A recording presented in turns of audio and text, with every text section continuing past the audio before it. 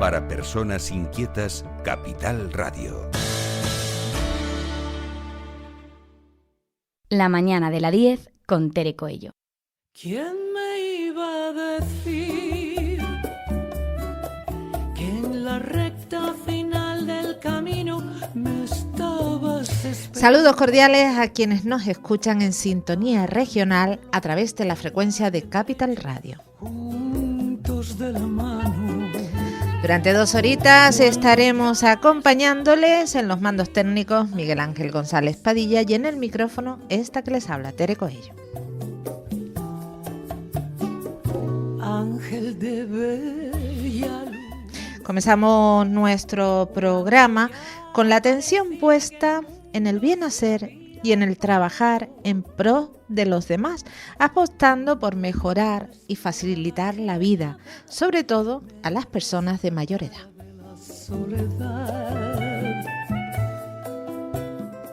Saludamos a nuestro invitado que se encuentra al otro lado del teléfono. Él es Moisés Oliva, responsable de la empresa Social Good. Buenos días, Moisés. Muy buenos días, Tere. ¿Cómo te encuentras? Muy bien, encantado de poder compartir este espacio con ustedes.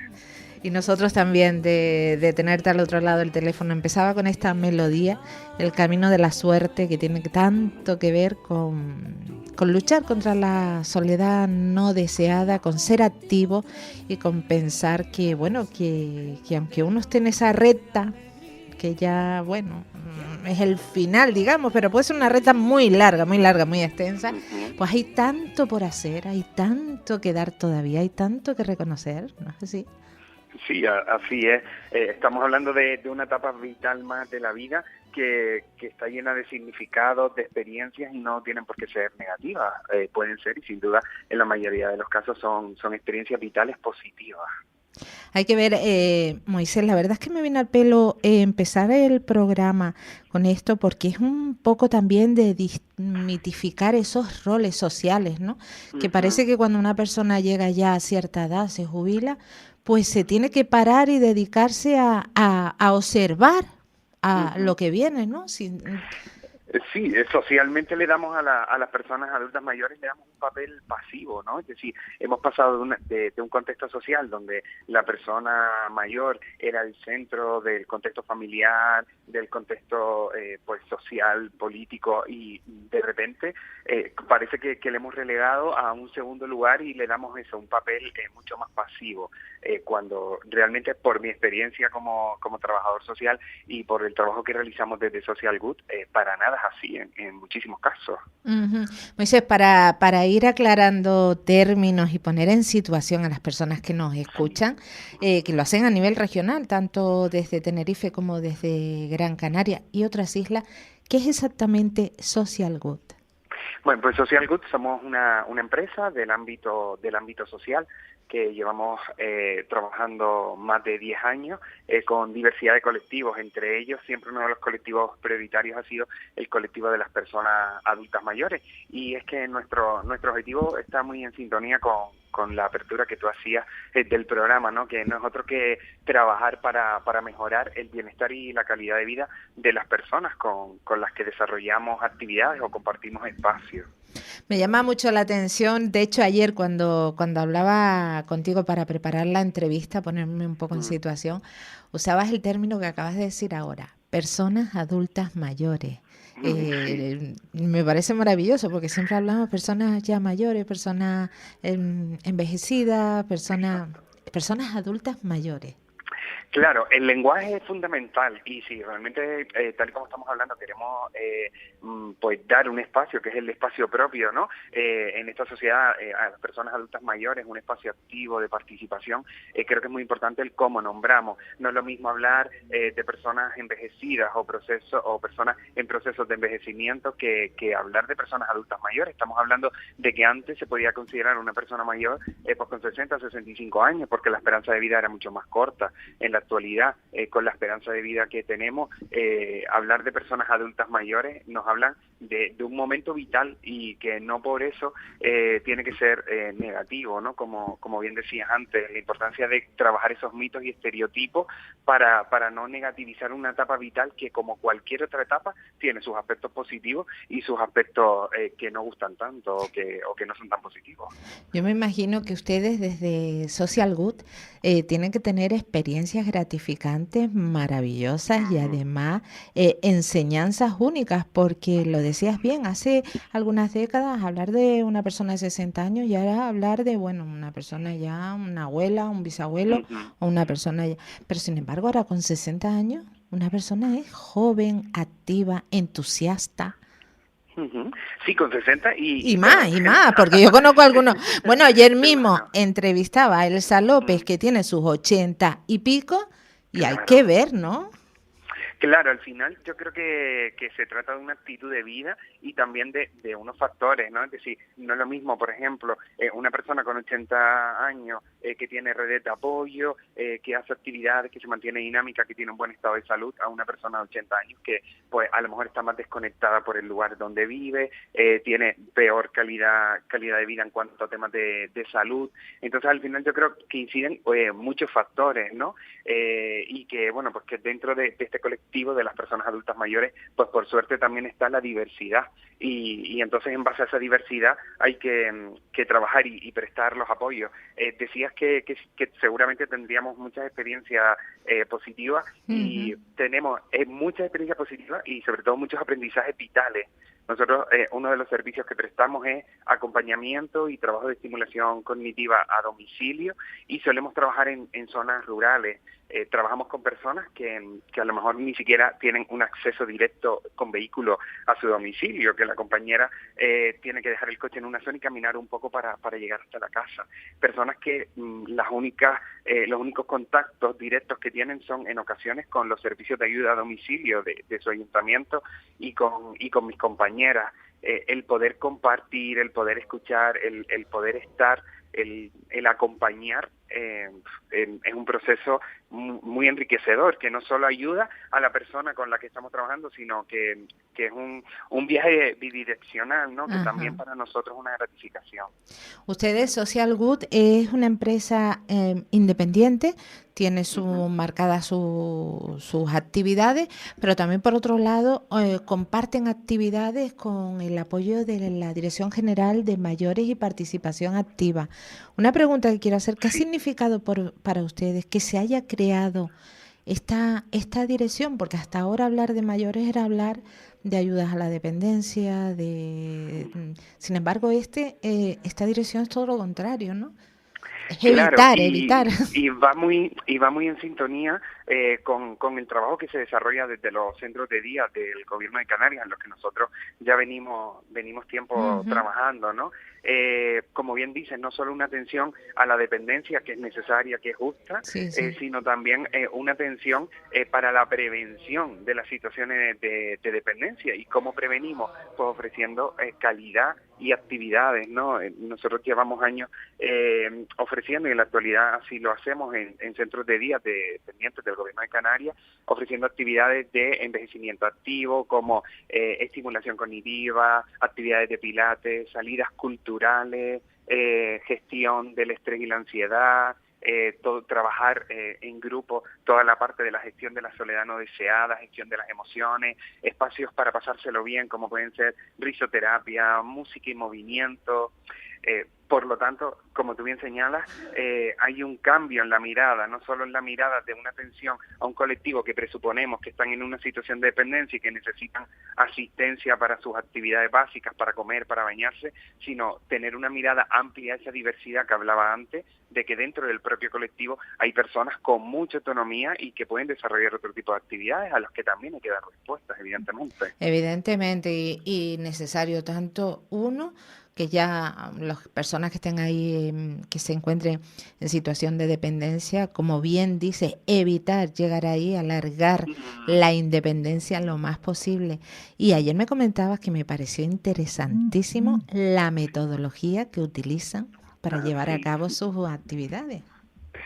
Sí, nosotros fundamentalmente partimos de la metodología de la planificación centrada en la persona, que sobre todo pues lo que hace es eso, poner una mirada individual a cada persona, conocer su historia vital, pues cuál ha sido su proceso, por dónde ha pasado su familia, un poco conocerla bien y a partir de ahí participar y activar desde sus intereses, y eso por supuesto de la mano con una metodología Montessori específica para las personas adultas mayores, que además es una metodología que va de la mano con la planificación centrada en la persona porque parte pues de un conocimiento individual para poder ofrecer actividades a la persona adulta mayor en función de sus características y salir de esas metodologías quizás más tradicionales que eran pues poner a hacer sumas, restas, crucigramas, sopas de letras. Montessori es un mundo maravilloso que permite recuperar esa parte que todas las personas tenemos y que parece que también con los años vamos perdiendo, que es la inocencia del juego, pero sin infantilizar a la persona, que eso es importantísimo. Podemos seguir jugando, pero no necesitamos infantilizar a la persona con la que estamos trabajando. Y ya no solo jugar, sino también desarrollar, pues eso, actividades de estimulación física, emocional, sensorial, cognitiva, con una metodología mucho más innovadora y más ajustada a los perfiles actuales de personas adultas mayores que tenemos. Y lo importante que es lo que nos cuentas, Moisés, porque guarda una estrecha relación con el respeto a esas personas. Te lo digo porque a mí me ha dado, bueno, en ocasiones he hablado con personas adultas mayores, me voy a acostumbrar a esta manera de dirigirnos a ella y decirme que, bueno, un centro de día que me pongan ahora a sumar y a restar como si estuviera en un parvulario, ¿no? Lo toman como una falta de respeto y a lo mejor personas capacitadas con carreras o con estudios. Claro, por eso decía que es muy importante que tengamos en cuenta la variedad de perfiles, la diversidad existente dentro del colectivo, ¿no? Habrán personas que pues no han tenido la oportunidad de acceder a unos conocimientos académicos y que han tenido pues otro tipo de contextos a los que habría que también dar respuesta y adaptar, y personas que necesitan otro tipo de estímulo. Por eso la importancia de ofrecer esa variedad de actividades que en los centros de día se ofrecen, que muchas veces yo animo a personas que no acuden a los centros de día a que lo hagan para que conozcan la variedad y la oferta de actividades. Pues evidentemente cuando vamos a algún sitio no todo es de nuestro gusto, pero tenemos la posibilidad de poder elegir, y seguramente por el trabajo que estamos desarrollando, que conocemos nosotros en el día a día, van a haber opciones que se ajusten a la diversidad de esos perfiles, ¿no? Ya no existen centros de día donde sienten a las personas adultas mayores a sumar o restar o hacer actividades como más tradicionales, por así decirlo. Algunos hay todavía, te puedo asegurar.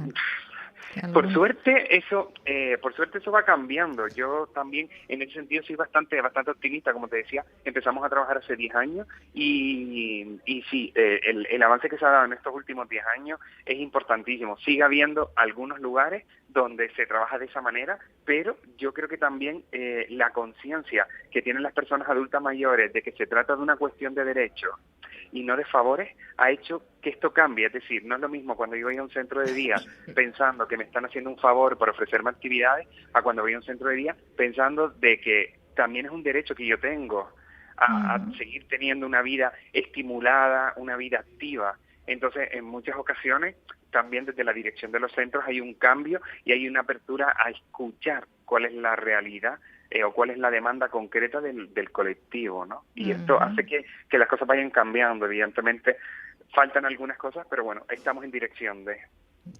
Qué bueno.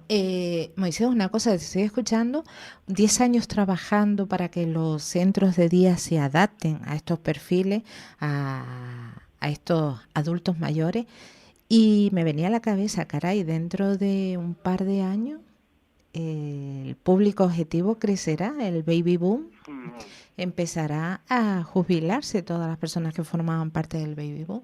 ¿Ustedes también se están preparando para esto? Claro, es decir, nosotros en ese sentido, por eso la formación constante del equipo en nuevas metodologías para poder atender a las nuevas realidades que van llegando, ¿no?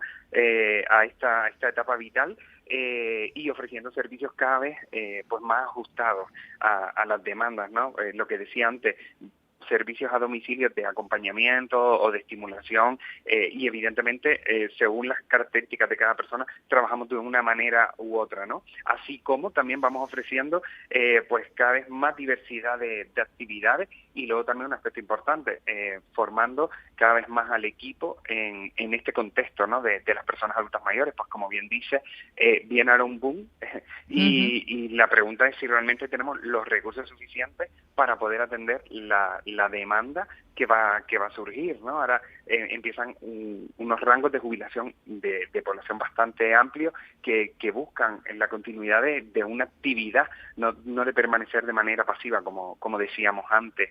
Y es cierto que hay mucha demanda, cada vez habrá más, y hay pocos recursos. Esta es una realidad también. Pues hay que meterle mano a esa realidad, porque a la vuelta de la esquina ya vienen esas jubilaciones. Otra cuestión, ¿les es fácil a ustedes o tiene su complicación contar con la complicidad de esos adultos mayores para formar parte de todas esas actividades que ustedes proponen? Por lo general, las personas están con muchas ganas, ¿no? Y la verdad es que pues hay bastante aceptación de las acciones que llevamos a cabo.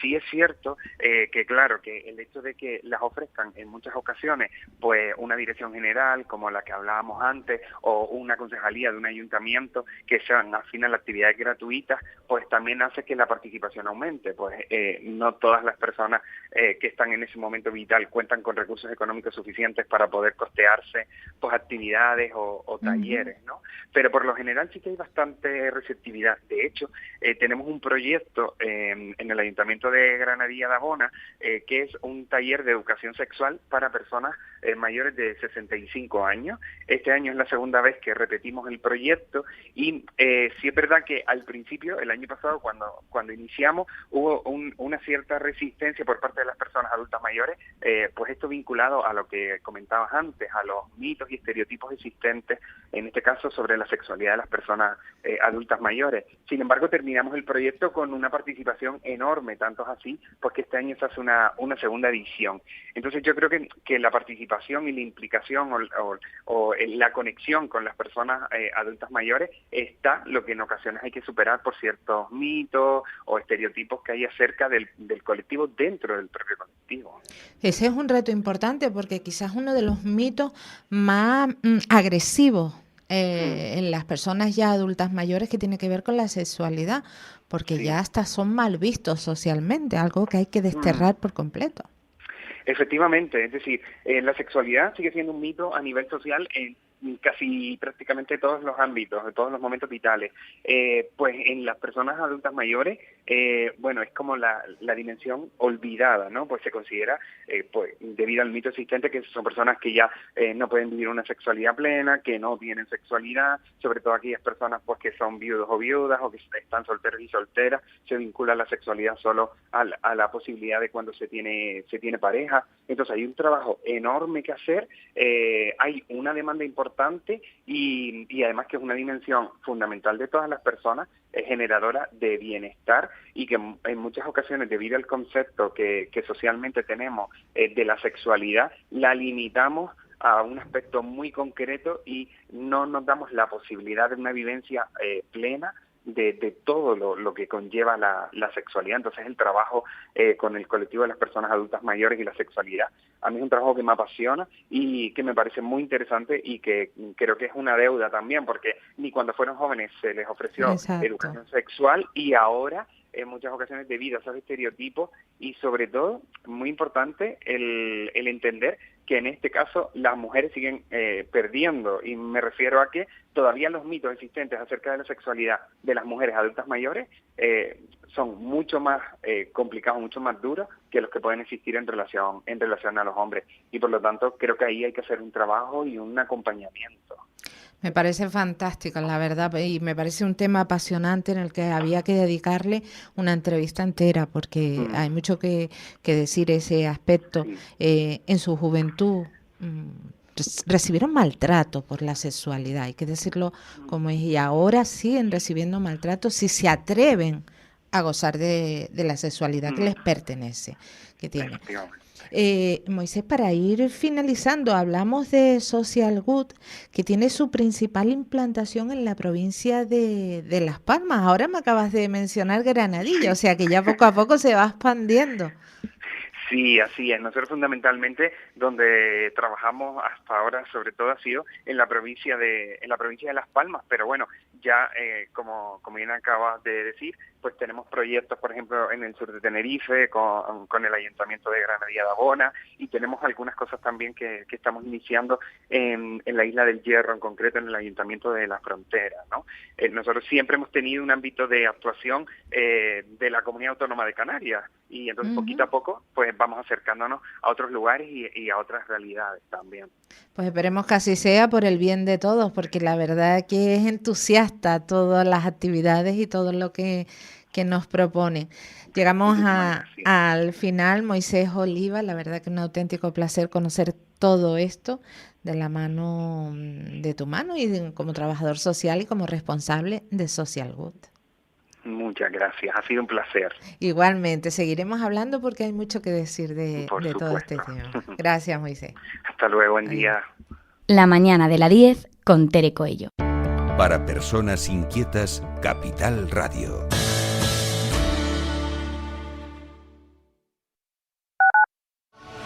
¿Estás pensando en acudir a abogados? ¿Necesitas respuestas? ¿Otra opinión? Si tienes un problema y piensas que tienes razón, en Bufete Inurria nos encargamos de pedirla. Bufete Inurria, artesanos del derecho. Visítanos en redes. Bufete Inurria. Porque somos corredores de seguros, creemos firmemente que es mejor cuando va acompañado de nuestros servicios. Segurosa cuenta con profesionales que aportan transparencia y profesionalidad. Diseñamos nuestros productos de manera personalizada buscando la seguridad y satisfacción de nuestros clientes. Segurosa trabaja con las principales aseguradoras. Para más información nos puede llamar al 922 24 6408, por WhatsApp al 688 982 922 y en segurosa.com. Dicen que si viajas solo llegarás antes, pero si lo haces bien acompañado, llegarás más lejos. Abrazar nuestras raíces nos ha hecho llegar hasta aquí. Alcanzar nuevas metas será posible gracias a ti.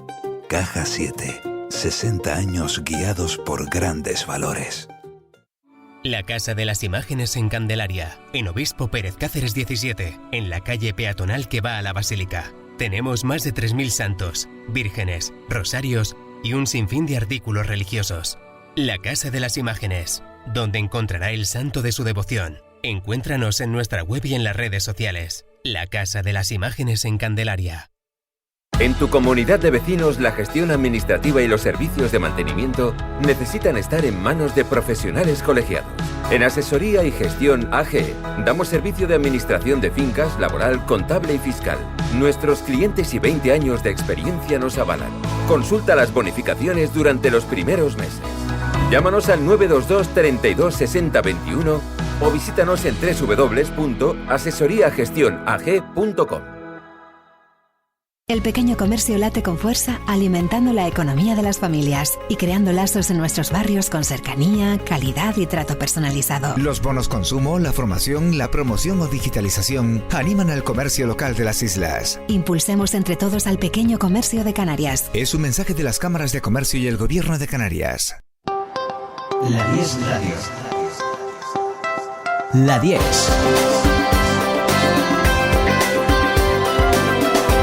La 10 Radio.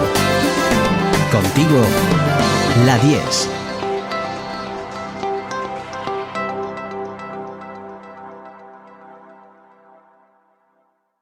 ...922 21 88 97.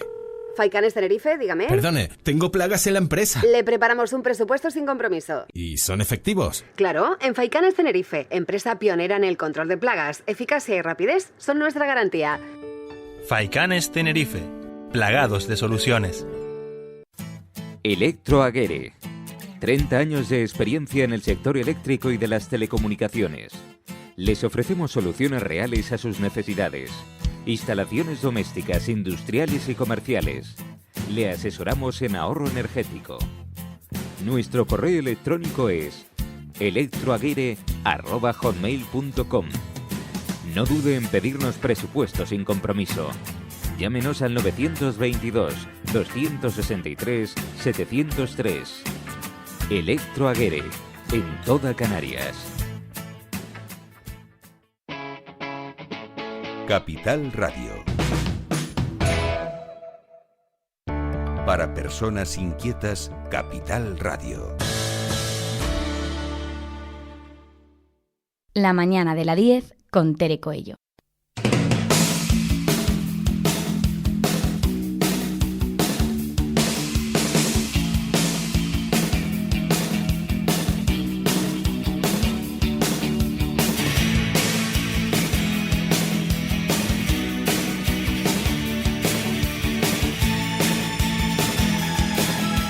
Continuamos en sintonía regional de Capital Radio Canarias, en directo, las 10:30 de la mañana.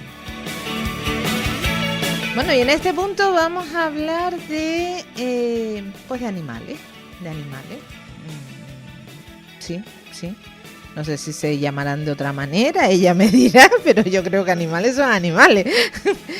Hay otros que son individuos de dos patas, eso ya no entra ni en la categoría de animales, no estamos hablando de animales. Saludamos a la presidenta del grupo Animalia, queridísima, que está siempre aquí cada vez que la llamamos, Sandra Barrera. Muy buenos días. Buenos días, qué ilusión, hacía tiempo que no venía. La verdad es que sí, que hacía... Más, sí. Yo creo que la última vez que estuviste aquí fue en octubre o noviembre, porque hablamos de la recién puesta en vigor de la Ley de Bienestar Animal, y esa cumple pues ya, ayer cumplía 7 meses de su entrada en vigor. Interesante, pues sí, derechos y animales. Ajá. Animales y derechos. Y se puede llamar animales, ¿verdad? No hay nadie por ahí que se ofenda. Por supuesto.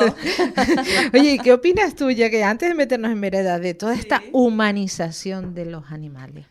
¿Pero a qué se llama humanización? Mira, vamos a ver, yo ver un perro con botitas, ya me parece, no sé si al perro le parece bien, o si ya veo como en las redes sociales auténticos pases de moda de un montón de telas que les ponen encima. Sí, a mí también me choca, porque yo los quiero mucho, pero también hay que saber un poco los límites, ¿no? Pero...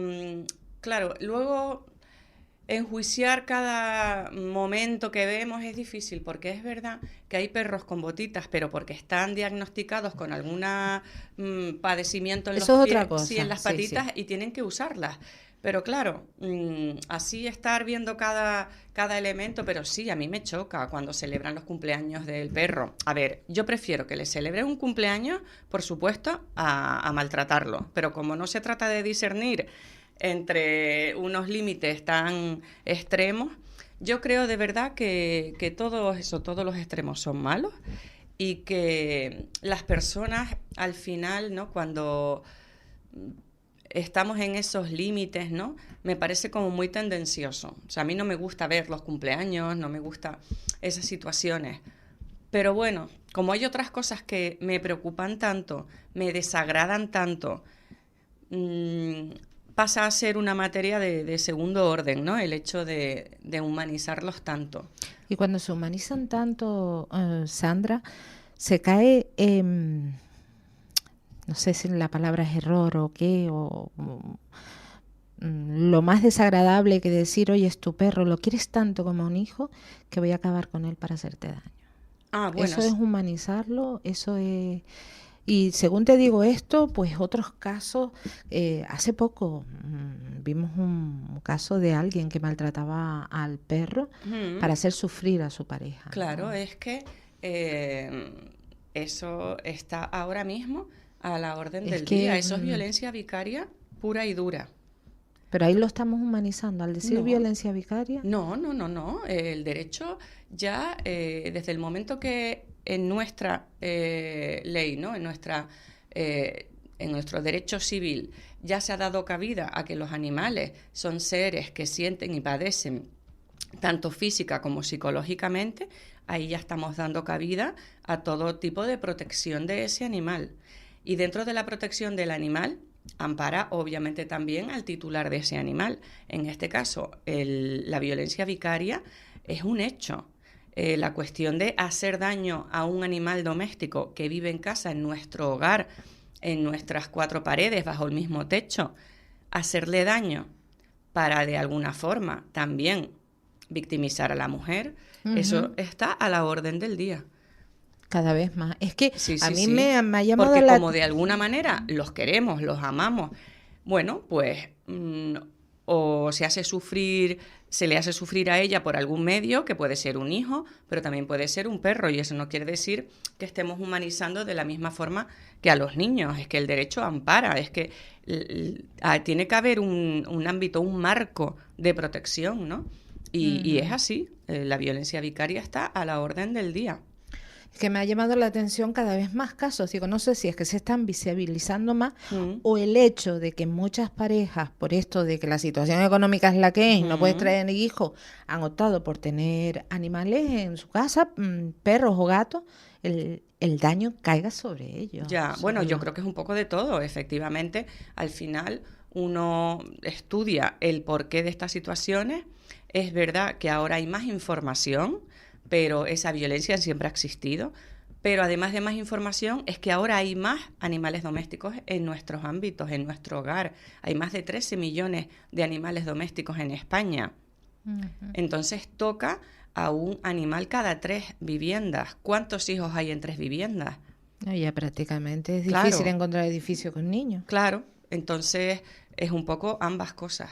Y como todo en la vida es evolucionar y todo en la vida es prosperar, pues lo que antes se llamaba violencia vicaria, al hacerle daño al hijo común para, de alguna manera, visibilizar o escenificar el poder sobre la mujer, pues ahora también hay otros, como quien dice, animales no humanos dentro de nuestro hogar que también amamos y que por eso nos hace daño. Me encanta esa especificación, animales no humanos. Sí, me quedé pensando, bueno, sí, que hay humanos que son, pero bueno, yo solo... Pues animales humanos y animales no humanos fue una diferencia que hizo Grande Marlaska en su día, cuando él escribió un libro hace ya tiempo, en los años, yo creo que era 80 largos, y ya él, que es un gran amante de los animales, definía en su libro, porque él tiene perros, y a los animales humanos y no humanos. Y ese término en aquel momento se hizo muy conocido, y entonces en los congresos de derecho animal ya utilizábamos esos conceptos.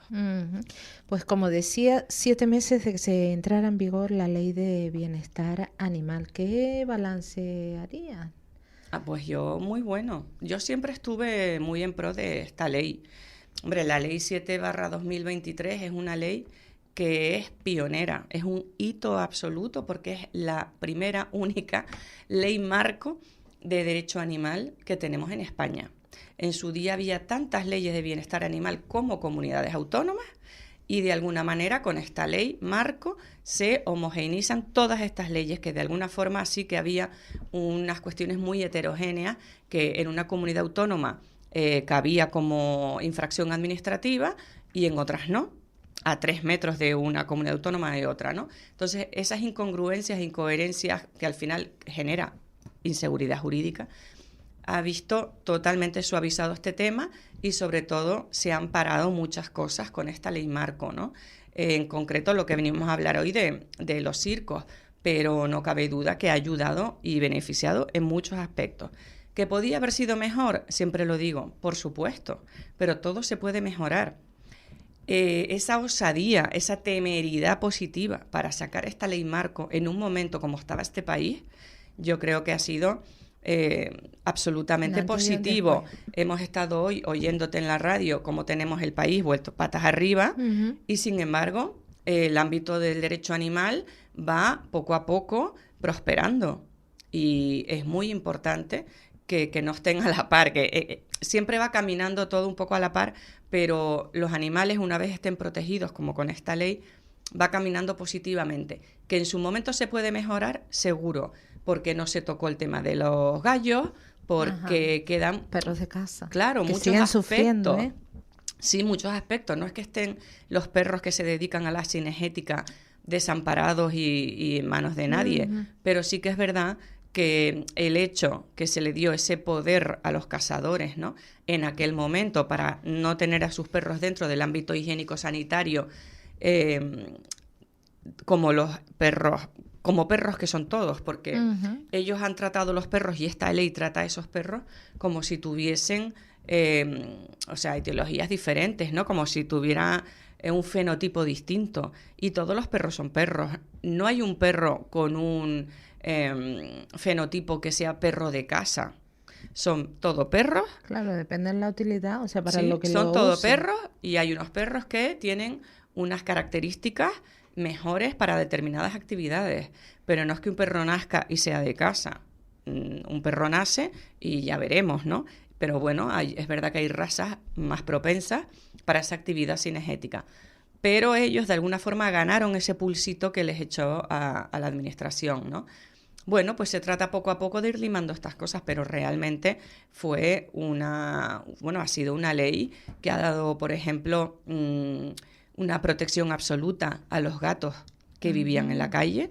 Importantísimo, la protección de los proyectos CES, que ya desde hace 20 años... Que estás tú, ahí fuiste una de las impulsoras. Hemos venido dándole seguimiento y ha sido muy complicado hacerle entender a una administración que esos gatitos que viven en la calle son única y exclusivamente responsabilidad de la administración, responsabilidad del consistorio donde están esos animales, que ese ayuntamiento y ese municipio no puede jamás tener animales abandonados, y efectivamente se recogen los perros y se llevan a un centro de albergue, pero a los gatos no se les recoge.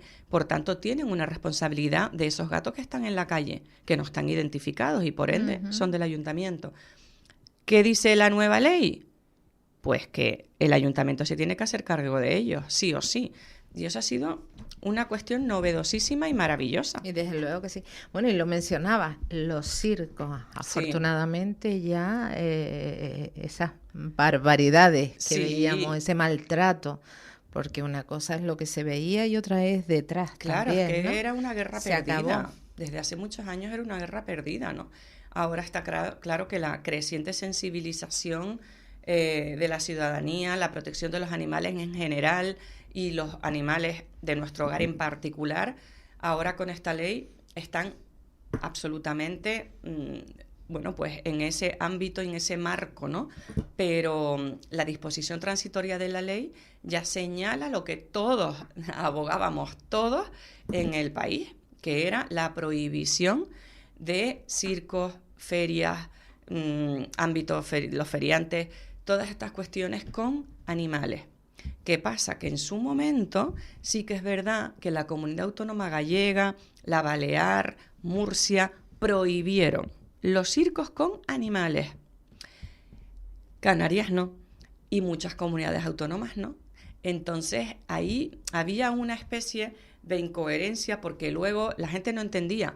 Venían los circos a Canarias y la gente veía que a unas ciudades no podían ir y a otras sí. Y aquello era única y exclusivamente porque de alguna forma había, algún tipo de fraude procesal, que lo que hacíamos era, si tu comunidad autónoma no tiene, en aquel momento teníamos la ley 8/91, esa ley no decía nada de los circos. Si tu ley no dice nada de prohibir los circos, tú no los puedes prohibir como municipio. Lo que sí puedes hacer es circos o ciudad no amiga de los animales. Entonces, se creaba una especie de benevolencia en favor de los animales, de no recibir a esos circos, pero definitivamente no eran los métodos, ¿no? Los métodos es prohibir. ¿Por qué? Ahora mismo sí que están prohibidos, Tere. Lo que pasa es que están prohibidos los circos con animales silvestres. Se han dejado los animales domésticos. Claro. ¿Por qué? Porque hay circos todavía, que eso es lo que ha costado mucho, que al final son pulsitos que se le echan a la administración y uno cede, otro cede y así. En la vida todos tomar, dar y ceder, y hubo que aceptar que hubiera circos con animales domésticos. Y es que hay circos y ferias que sí trabajan con perros, por ejemplo, caballos. Claro. Entonces se ha dejado, pero no cabe duda que poquito a poco va a ir desapareciendo y ha costado muchísimo. Esta ley lo que trata es de proteger como marco normativo a esos animales de los circos no permitir que los circos trabajen con animales, y ha tenido en cuenta todo lo que en su día, en una reunión que se tuvo en el Congreso por muchos juristas de derecho animal, entre las que me incluyo, pues allí hubo un debate muy, muy, muy rico y, bueno, enriquecedor absolutamente, ¿no? Y que se trató de explicar el porqué de no dar cabida a esos animales, ¿no? Y es que las estereotipias que tienen los animales dentro del circo son el resultado de los viajes, no es una situación sedentaria. Los circos son ambulantes y esos animales se pasan el día viajando. La socialización de esos animales. Los elefantes, por ejemplo, son animales que son tribales completamente, necesitan sus tribus, sus grupos. Claro. Y de repente te ves en un circo, ¿no? Que tienen un solo elefante. El elefante no puede vivir solo. Y entonces genera un estrés que el control del estrés nunca estuvo gestionado en los circos. Ninguna administración paliaba esos malestar, ¿no? de la protección animal. Y entonces se daban situaciones de que esos animalitos, como por ejemplo un elefante, le daba con la pata al suelo durante todo el día. Esas estereotipias en la conducta no son sino el resultado de un maltrato al animal. Que no vemos un maltrato expreso en la actividad del circo cuando estamos allí sentados en la grada. No vemos ese maltrato expreso. Pero para hacer determinadas actividades, para que un oso con un tutú rosado atraviese un aro con fuego o se suba en una bicicleta, no cabe duda que si tú se lo cuentas, no lo hace. Seguramente esas actividades conlleven una materia mucho más vil, que es el maltrato físico. Sí, está claro. Eso y un maltrato psíquico. Claro, los niños están allí sentados y se ríen mucho con el oso con el tutú, pero ya los niños van comprendiendo que para hacer determinadas actividades conlleva ese maltrato que esos niños y las personas que de alguna manera quieren a los animales entienden que eso no puede ser así, ¿no? Y en su momento se expuso un trabajo muy, muy detalloso, muy detallista, con todas las organizaciones de derecho animal que habían, que entendían, y veterinarios, etólogos, juristas, y se hizo un informe muy bonito sobre los circos con animales. Y bueno, y ese informe se le dio cabida por el grupo Podemos, que en su momento fue quien promulgó la ley, y se dio a entender que efectivamente hay un decálogo del maltrato animal dentro de los circos que hay que tener en cuenta, ¿no? Y ese maltrato pues se tuvo en cuenta y nació con esta ley que aún queda, pero bueno. Uh-huh. ¿Y cuáles son las variantes, las vicisitudes jurídicas? Yo creo que nos estás explicando. ¿No ha perdido el mundo del circo una oportunidad maravillosa?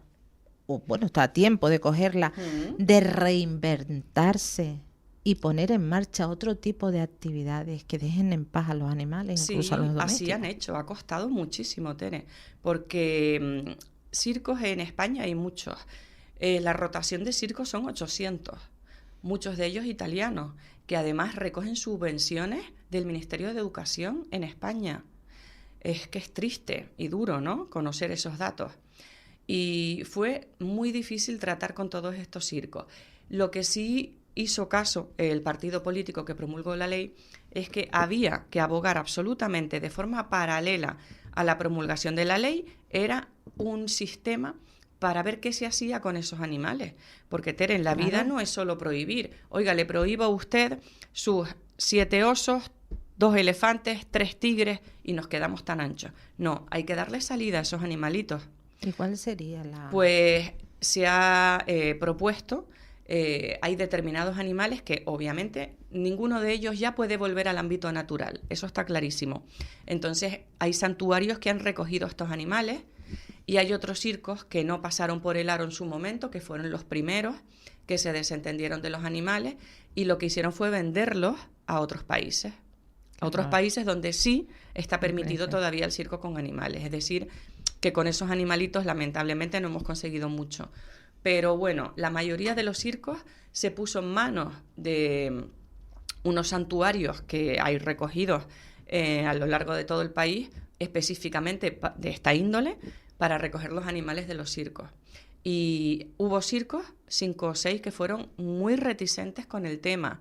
Y hoy en día ya han entregado sus animales y han realizado campañas en favor de otras actividades, como dices tú, ¿no? Ya que en su momento, por ejemplo, en Tarragona, cuando se lió aquel tema de que habían prohibido los mercadillos con animalitos y carruseles, todas estas personas hoy en día lo que hacen es vender, en vez de hámster y animales, ahora venden productos para la vida animal. Ahí se llevan más dinero, tienen mucho más producto y un proveedor les suministra camas, bebederos de aguas para gatos y venden mucho más que como estaban vendiendo gatos en malas condiciones, ¿no? Pues estos circos está pasando lo mismo. Los circos se han reinventado y la mayoría de los circos ahora tienen actividades para los niños que sí que tienen que ver con los animales, pero con el respeto animal. Y entonces hay muchas actividades muy bonitas, muchas actividades. Hace poco estuvo por aquí un circo, bueno, no sé si seguirá, que lo que ofrecía era espectáculos con animales en hologramas 3D. Ah, vale. No sé si tienes opinión al respecto. Sí, es que eso forma parte de la innovación, ¿no? Hay circos, por ejemplo, el circo, a ver si me acuerdo, hay un circo que es el Circo Quirós, por ejemplo. Este circo tardó muchísimo en entender la cuestión de los animales, ¿no? Incluso utilizaba en Navidades todavía unos guatusis, que son animalitos que son silvestres, ¿no? Pero luego hay otros que en sus actividades circenses, por ejemplo, han implementado un montón de actividades, ¿no? El Circo Nadal, el Circo Roma, todos estos son circos que tienen actividades nuevas. Hay uno, mira, el Circo Wonderland, que no me acordaba, es un circo que ha invertido en contratación de funambulistas, de actividades circenses sin animales, de acrobacias, y luego actividades, como dices tú, que son muy visuales, pues cuestiones con luz y dibujos, y son muchas actividades, ¿no? Y son precisamente los circos que en su momento donaron los animales a las entidades que están recogidas para recibir esos animales, ¿no? O sea que, bueno, como todo en la vida, la persona que lidera el circo, si es sensible y se da cuenta de lo que hay, pues se reinventa antes que los demás. Y sí, ahora están todos en esa fase, desde luego. Y que desde luego también da muchísimas más oportunidades a cualquier persona que se quiera dedicar al mundo del arte, al mundo del circo, al mundo del espectáculo, ya desde el propio talento de la persona, no haciendo sufrir a un animal. Es que una de las frases más bonitas y más importantes es que había que prohibir los animales en los circos porque hay que utilizar el talento humano y no el talento animal para motivo de risas, que es bochorno absoluto de los animales. A la gente, o sea, la gente aplaudía cuando ese oso con un tutú rosa se subía a una bicicleta. Pero ya, como decía Desmond Morris en los años 80, los animales no están hechos para nuestra diversión, ¿no? Y eso es muy importante que lo interioricemos, ¿no? Y sobre todo, como digo, Tere, el decálogo del maltrato animal en los circos, que ya digo, no es que le demos con un palo al elefante en la cabeza, pero el hecho de que no hay sedentarismo, el hecho de que no hay tribus allí, no hay grupos sociales donde ellos se entiendan, se le están pidiendo conductas humanas, se le está pidiendo al talento animal conductas de talento humano, porque montar en bicicleta no es algo que haga un oso en la selva. Humanos. Yo no lo hago, claro. O sea, me cuesta. Sí, entonces todos esos padecimientos físicos para que se utilizaban métodos, ¿no? Hay varios que son el bullhook, descargas eléctricas, pinchos. Eso era un hecho, lo que se utilizaba. O sea, no había que darle un palo a la cabeza del animal mientras los niños están sentados aplaudiendo. Es que había descargas por el suelo, había unos pinchos que a priori no ves que haga nada, pero sí que también conllevaba descarga. Los largos y tediosos viajes, eso para los animales es un sufrimiento. Esos animales subidos en esos ferries para venir a Canarias, Eso es terrible. Y luego, cuando se hacen mayores, cuando están enfermos, esos circos ya no los quieren. ¿Dónde van esos animalitos? Claro, porque son un gasto, ¿no? Claro, se luego convierten en un gasto. Nacen en cautiverio, crecen en un ambiente antinatural absolutamente. Nunca van a jugar, nunca se van a socializar como osos pequeños que son, como tigres pequeños que son. Desde el primer momento ya los estamos utilizando en el ámbito laboral para beneficio de unos circenses y luego de las personas, ¿no? Y luego esos padecimientos psíquicos, ¿no? Un oso que nace en cautividad, que tiene o que no, tiene unos recuerdos y lo hace subir en una bicicleta, o incluso le haces estar privado de osas, de ositos y de todo lo que tenga que ver con su ámbito social, igual que un elefante, igual que un tigre. Esas estereotipias que se generan no son sino estrés no controlado. ¿Pero por qué? Evidentemente, y eso se podrá, decías, todavía hay circos que tienen animales domésticos, sí. El mismo maltrato, da igual. Sí, ¿no? Sí, es un maltrato psicológico. Alguien lo podrá entender en menor grado, pero no cabe duda que al final, para que esos perros sumen y resten, o para que esos perros hagan operaciones de división, salten a la comba, al final son perros, por ejemplo, caniches, que los he visto, y que además no se esterilizan y van generando camadas que se va quedando ese circo. Y tienen 12 caniches con sangre absolutamente mezclada, ¿no? Es otra forma de maltrato. Entonces todo eso acabará por finalizar. Ya hemos empezado de manera correcta. Por eso siempre digo, no hay que denostar esta ley. La ley ha nacido con una intención magnífica, podía haber salido mejor, pero no cabe duda de que esta ley tiene cuestiones muy beneficiosas para nuestro entorno, para el ámbito social, para las personas, para normalizar determinadas cuestiones.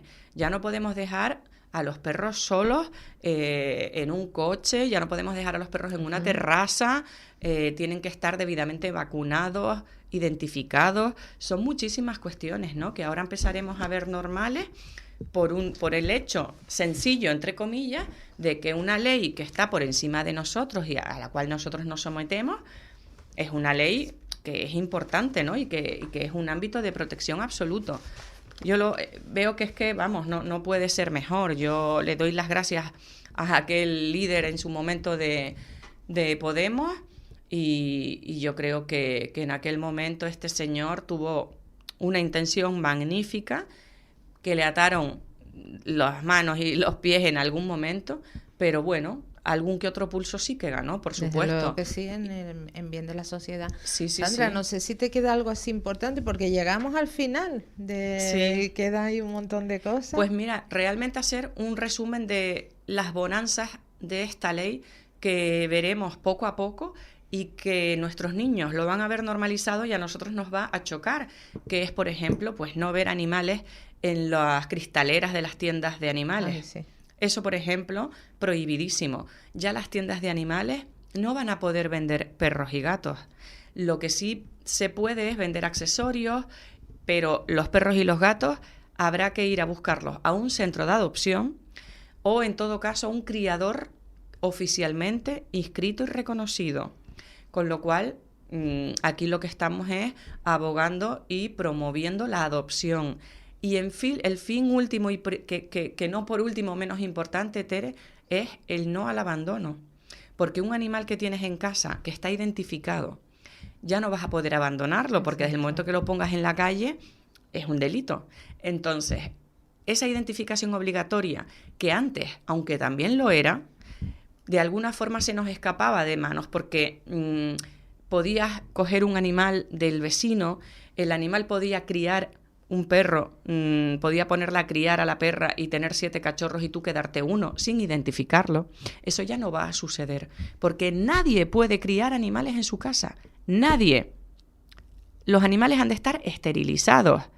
Y así, dentro de un periodo de 10 años, vamos a ver que ya España no lidera en Europa el abandono animal, que eso es lo más importante, porque es muy triste que España lidere unos índices tan absolutamente demenciales como son 160.000 perros en España tirados en la calle. Nos quedamos con eso. Ojalá lleguemos a ser el último país, el de la cola, en liderar eso. Sí. Sandra Barrera, muchísimas gracias. Qué rápido se pasó el tiempo. Gracias a ustedes, yo me quedaría aquí, ya lo sabes. Bueno, pues gracias, Sandra. Volveremos a comprometerte para que claro estés que aquí. Sí, hay muchas cosas de las que hablar. El derecho animal da para mucho y el ámbito jurídico de los animales tenemos que empezar a verlo como algo ha llegado a la gente, a la ciudadanía. Nos quedamos con eso. Bueno, y hacemos la desconexión regional, así que gracias a todos los que nos han acompañado a través de Capital Radio Canaria. La mañana de la 10 con Tere Coello. Para personas inquietas, Capital Radio.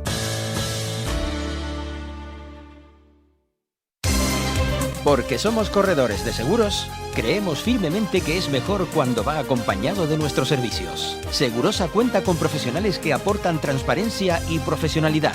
Diseñamos nuestros productos de manera personalizada buscando la seguridad y satisfacción de nuestros clientes. Segurosa trabaja con las principales aseguradoras. Para más información nos puede llamar al 922 24 6408, por WhatsApp al 688 982 922 y en segurosa.com.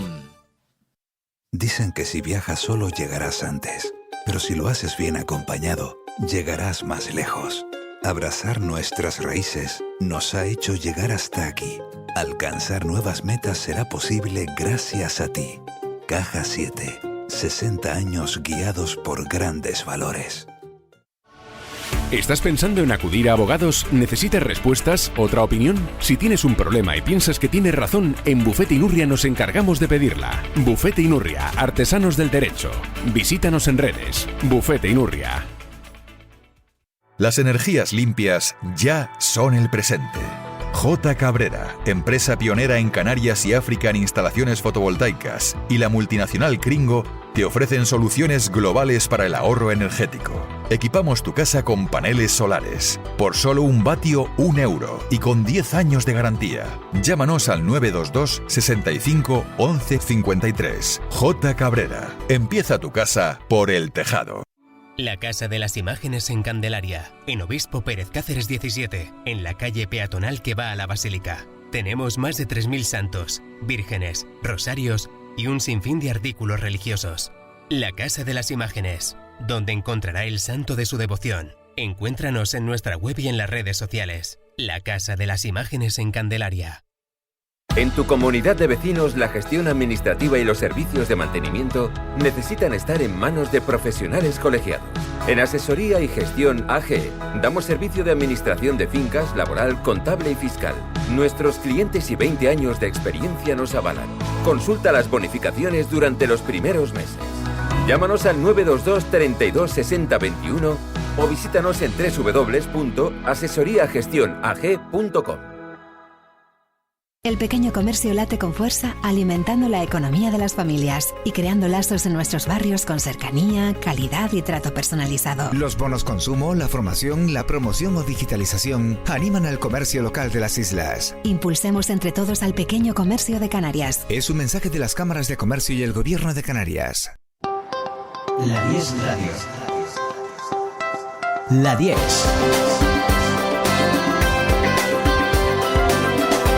La 10 Radio. Contigo, La 10.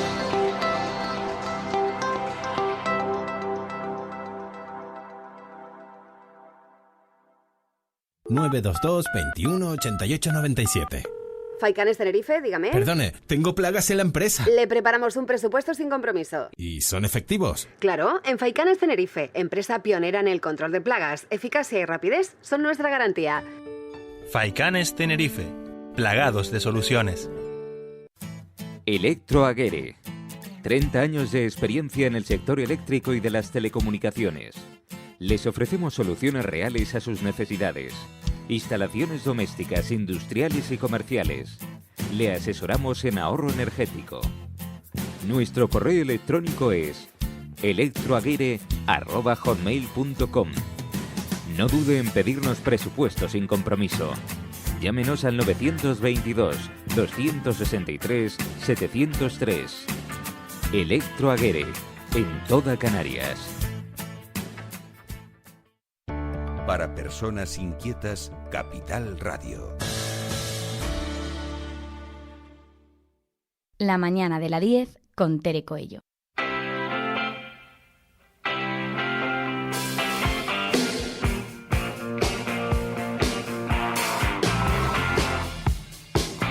Continuamos en directo en sintonía regional a través de Capital Radio Canarias. Bueno, y en este punto ponemos la atención en nuestra mente, en nuestros pensamientos, porque eso lo rige todo. Y si no, pues que me corrija nuestra invitada, amiga que se encuentra aquí como cada vez que la invitamos. Ella viene, psicóloga Marisol Bardón. Muy buenos días. Buenos días, Tere. ¿Cómo te encuentras? Pues muy bien. Como debe ser. Como debe ser. ¿Es cierto, la mente lo rige todo? La mente lo rige todo. La dificultad es que nos creemos todo lo que la mente dice. Yo creo que es al revés. Hay que acallar de vez en cuando. Hay que acallar, sí. Y también darle un poco de funcionalidad. El creernos todo lo que la mente nos dice, pues en psicología se llama fusión. Y ahí el trabajo, como tú bien dices, es parar y ver también la utilidad. Oye, esto que estoy pensando es lógico, esto es útil, hay una evidencia empírica de que esto puede ser real. Hoy por hoy, con estos pensamientos que tengo, puede suceder, hay evidencia de que esto de una manera u otra se materialice, porque también es una manera de ir, como bien tú comentas, ¿no? Un poco bajando ese ruido y yendo a un pensamiento que está más basado en lo que de verdad está sucediendo ahora, en un pensamiento quizá más provocado por miedo o incertidumbre que nos lleva a anticipar situaciones que a lo mejor ni se van a plantear.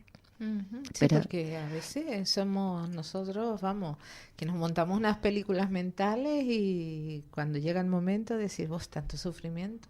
Ya, pero ahí también las películas mentales... ¿Tanto dar vuelta? Sí, pero las películas mentales también tienen que ver con mi historia de vida y cómo yo me he ido construyendo. A ver, si soy una persona donde ha habido un componente más de miedo, de más dolor, más sufrimiento, ha estado presente más una historia de vida donde lo injusto, ¿no?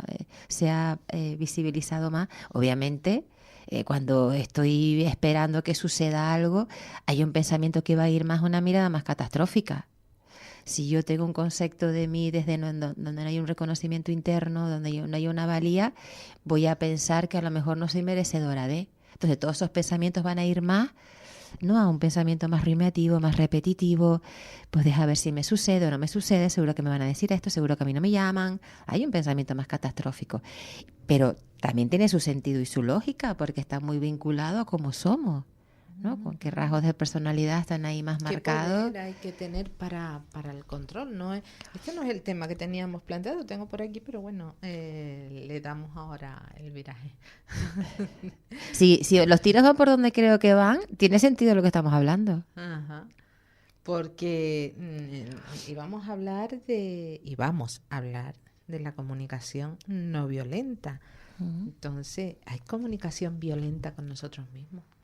Hay comunicación violenta, llevando lo que es la parte autocrítica con nosotros mismos, y también hay una comunicación violenta muy vinculada a cómo nos estamos relacionando. ¿No? Hay una parte muy positiva, hay una parte muy dogmática de que mi opinión es la que es o mi verdad es la que es. Y es verdad que ahí hay una opinión que obviamente es individual. Yo recomiendo que no sea basada en el dogma, sino basada en el pensamiento crítico, y eso se activa cuando yo tengo ambas informaciones. Cuando yo, por ejemplo, ante una situación, tengo una información que va hacia un lado y una información que va hacia otra. Y yo, desde esa información que a mí se me da, yo un poco contrasto y creo mi propia opinión de lo que yo opino sobre ese tema. ¿Vale? Y ahí está el pensamiento crítico y el criterio propio. Cuando yo me quedo solo con un lado, pues al final la defensa va a ser muy, muy extremista. No hay capacidad de poder entender y comprender que la otra persona puede pensar algo diferente a mí, porque yo tampoco he contrastado o he ampliado la mirada de ante una misma situación tener diferentes puntos de vista, ¿no? Y desde ahí es la manera en que podemos ir flexibilizando ese pensamiento tan rígido. O sea, al final, ¿qué hay detrás de ese pensamiento tan rígido? Pues las creencias que yo me he ido construyendo, de que las cosas son así. Pero también tiene su sentido. Ahí tenemos que ir hacia atrás, cómo me he socializado, cómo han sido los mensajes familiares, cómo he ido yo dando respuesta a las dificultades que he tenido en la vida, o simplemente cómo he ido dando respuesta a aquellas cosas que he tenido que gestionar, desde dónde, ¿no? Y cuáles son las creencias de base que me han ido dando como pistas, ¿no? Las creencias son como Wikipedia, donde saco yo el contenido y la información.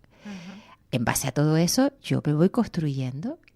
Entonces, cuando es verdad que hay una comunicación violenta, que es la que más uso estamos haciendo, y cuando yo empiezo un poco a modificar ciertos patrones para irme a una comunicación no tan violenta, yo no puedo ir directamente a aplicar las técnicas. Tengo que ir primero a desconstruir y un poco mirar todo lo que estamos hablando ahora.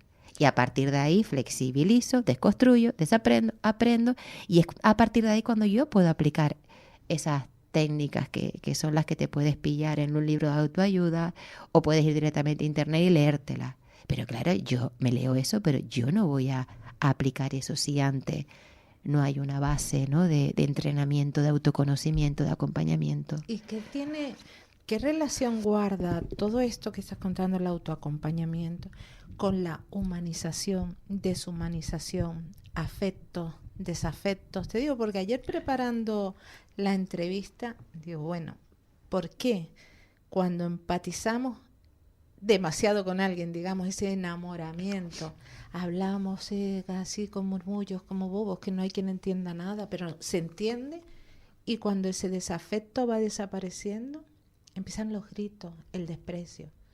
Claro, porque hay una polarización. A ver, el exceso de empatía me impide poner límites.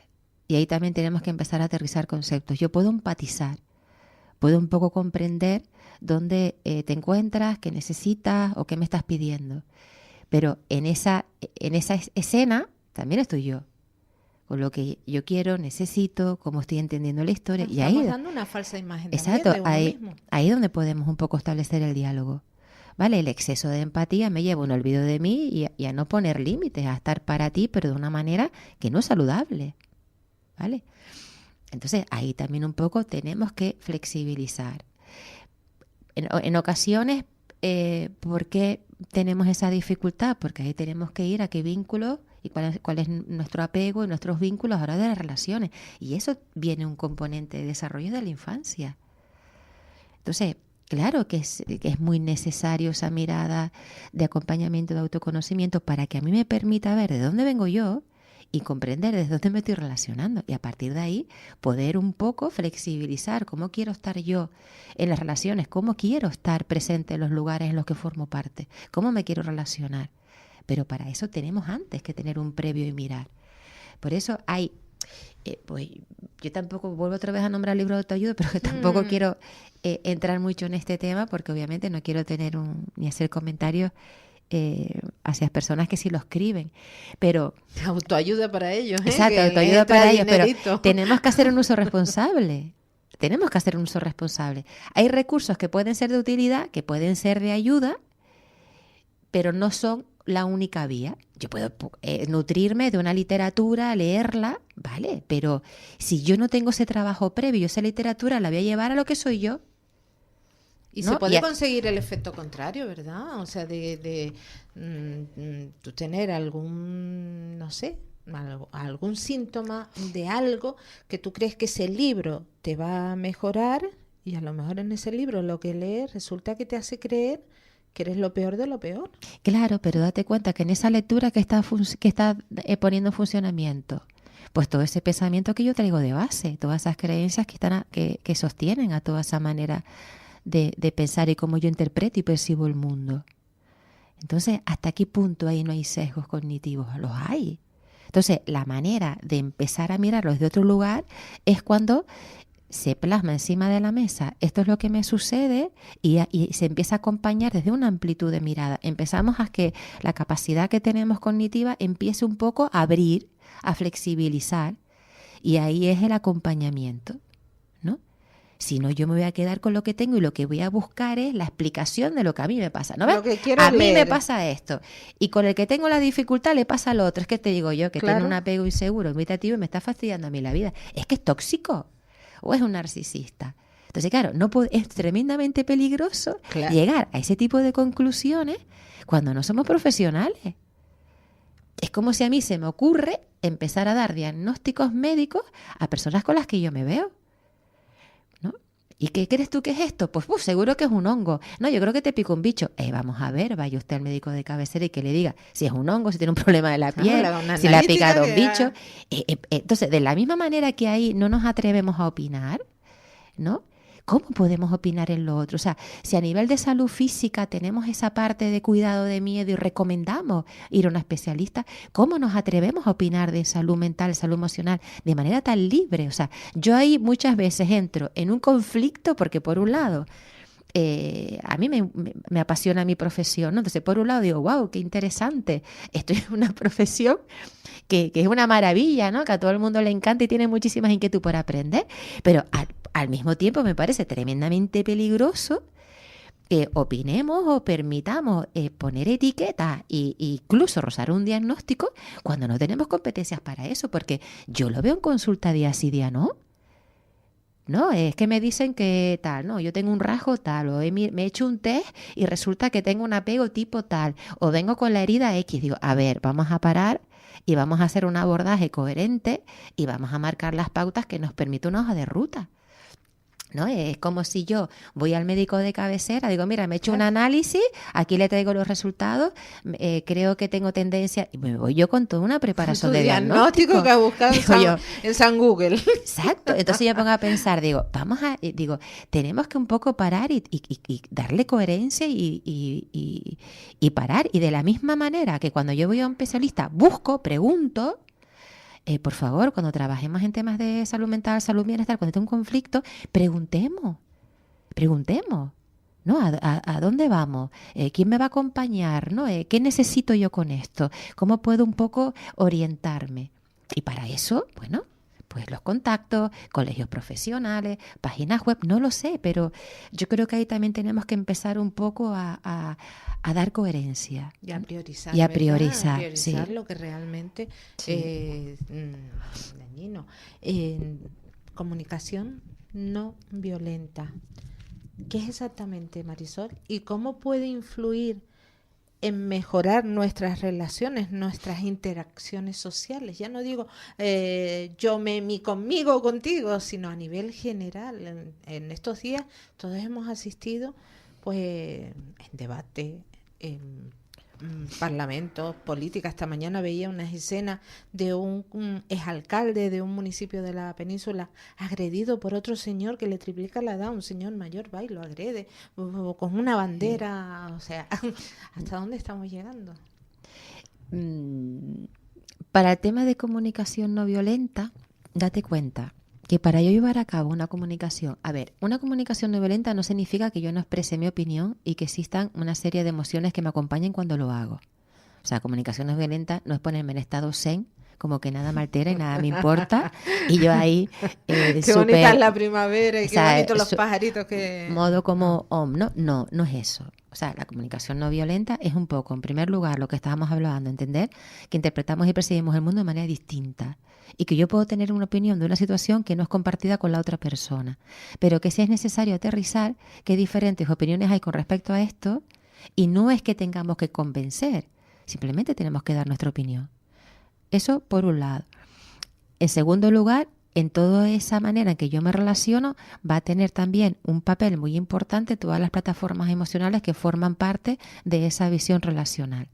Y sobre todo en el momento en el que estoy y cuál es el tema en el que estamos hablando. Y tenemos que ser conscientes de cómo nos estamos relacionando con todas esas plataformas emocionales. Es decir, ser vulnerable es sentir. Y eso también hay que empezar a romper. O sea, no. Ahora hay también un concepto de ser fuerte, poder con todo. No, ser vulnerable es sentir. Y tocar con ciertas emociones que tocan en el momento de las situaciones que estoy viviendo es lo saludable. que yo esté pasando por una pérdida, sea personal, ¿verdad? O haya tenido dificultades en el trabajo, me haya enfadado con mi mejor amiga, o tenga una ruptura de pareja, obviamente, si estoy triste y el llanto es la expresión de la tristeza, es lo que toca. Uh-huh. Y ahí se ve una funcionalidad, una salud, por así decirlo, mental, ¿no? Que soy coherente con lo que está pasando y la emoción que me acompaña es la que toca. ¿Vale?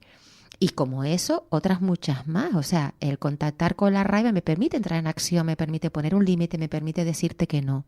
Y cuando yo conecto con la rabia y estoy en una situación donde tengo que expresar mi voz, claro que va a haber una postura corporal, un tono de voz que acompaña a la situación. Pero eso no quiere decir que yo violente, agrede, insulte, falte el respeto. No. Yo puedo tener una postura corporal donde se ve que estoy conectada con la rabia, que voy a decirte que no estoy de acuerdo, pero a mí no me hace falta violentarte, insultarte y agredirte. Pero ¿vale? Te tienes que permitir que salga esa postura, que salga esa emoción. Claro, exacto. Sin tener o sea, que salga de ti, pero no necesariamente tiene que escupir al otro. Exactamente. Pero claro, yo para poder llegar ahí tengo que tener un trabajo previo de cómo me relaciono yo con los estados emocionales que voy sintiendo mi día a día. ¿Cuál es la emoción más presente, la menos presente? ¿Cuál evito? ¿Cuál es la que muestro? ¿Cómo la muestro? ¿De qué manera la muestro?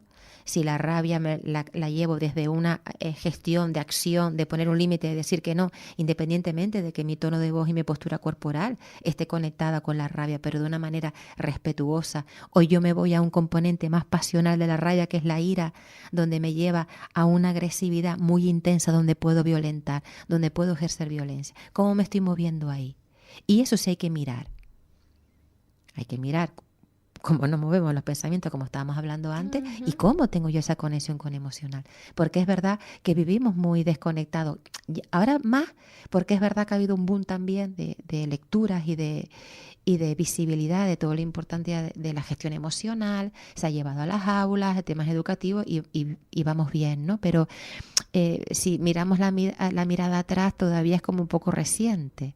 No, ha habido más tiempo dedicado a la mente y al trabajar, el parar mente, que la mente no se para ni nos quedamos en blanco, pero bueno, que lo que es la parte más emocional. Y eso es fundamental para luego yo darme cuenta cómo vinculo, cómo yo establezco apegos, cómo vinculo, ¿no?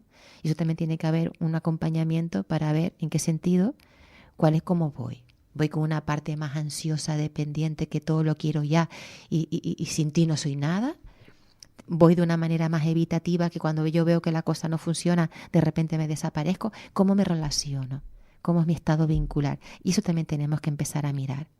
Si todo eso no le ponemos una mirada, a la hora de yo decir, venga, comunicación no violenta, técnica, pues la pregunta repetida o las 4 pasos de la comunicación no violenta de Rosenberg, me va a ser muy complicado aplicar.